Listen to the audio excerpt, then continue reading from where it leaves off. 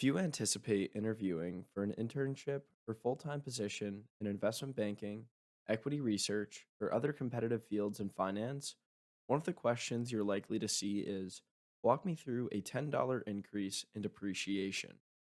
This question is a fairly common technical question asked in any investment banking, corporate finance, private equity, or asset management interview.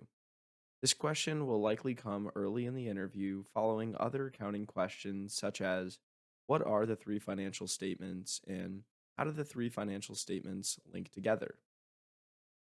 There are two primary parts to this video. The first is a conceptual review of the topic. We'll walk you through the basics of what depreciation is and how it impacts the financial statements. The second part of the video will be to walk you through some tips on answering this question in an interview.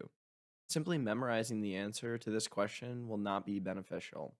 If you conceptualize this topic, other accounting chains questions will make more sense to you.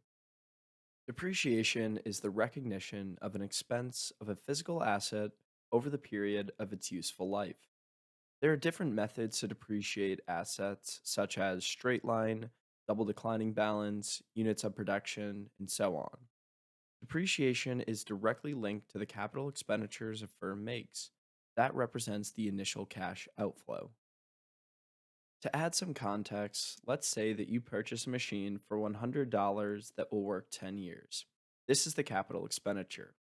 You don't expense $100 in year one, you expense only $10 of it. This is an example of straight line depreciation. The $100 divided by 10 years is equal to $10 per year for the first 10 years.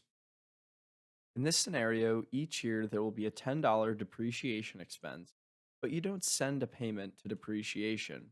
It's a non cash expense or an accounting expense. The initial capital expenditure would be capitalized on the balance sheet to the plant, property, and equipment, or PP&E, account. Every period that there is a depreciation expense, it would appear as an expense line item on the income statement or is lumped into other expense line items on the income statement. Given the fact that depreciation expense is depleting the value of the plant property and equipment, the expense amount is added to a contra asset account on the balance sheet called accumulated depreciation, which takes away that value from the asset in the PP&E account. Here we have set up an Excel example with a high-level set of financial statements to walk you through how a $10 increase in depreciation will alter the statements. Year 1 shows what the financial statements look like before the change, and adjusted year 1 shows the statements after the change. The yellow highlighted cells represents the changes between the two columns. Year 0 is simply the base for year 1 and adjusted year 1. So to walk through each step here, let's begin with the income statement. An increase of $10 in depreciation increases expenses by $10 and therefore lowers earnings before taxes by $10. Taxes will be lower by the change in earnings before taxes multiplied by the tax rate. In this case, we're assuming 20%, so a reduction in earnings before taxes by $10 would lead to the company paying $2 less in taxes. Net income is therefore lower by $8.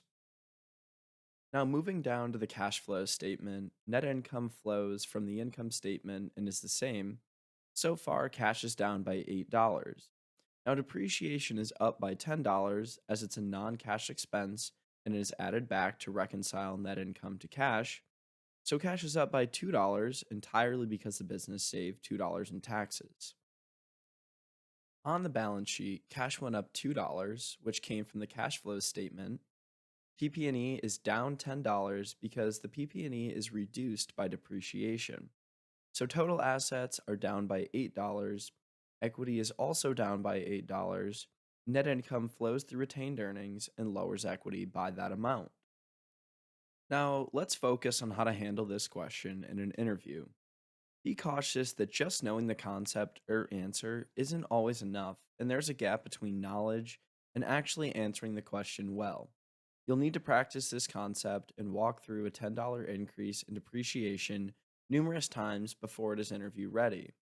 While there's not one specific way to answer this question, I'm going to share a version that you can potentially answer this question with in an interview. However, be aware that there isn't just one way to answer this question, and you can deviate from this approach if needed. Also, be ready to answer follow up questions after you complete your answer. Generally, we recommend starting with the income statement, then the cash flow statement, then the balance sheet.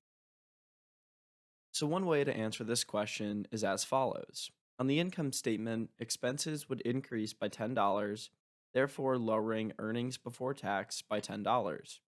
Assuming a tax rate of 20%, there would be $2 in tax savings, yielding a reduction in net income of $8.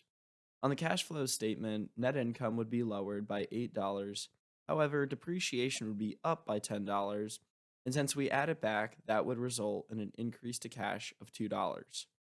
On the balance sheet, cash would be up by $2 per the change on the cash flow statement, and PP&E would be decreased by $10 because depreciation reduces PP&E, resulting in assets being lower by $8.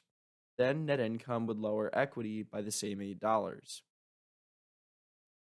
One item to note here is that a decrease in depreciation would have opposite sign effects. You don't want to put yourself out on a limb, and you also don't want to bore the interviewer to the extent that they move on to a different topic or question. So don't provide excess information unless you're prompted.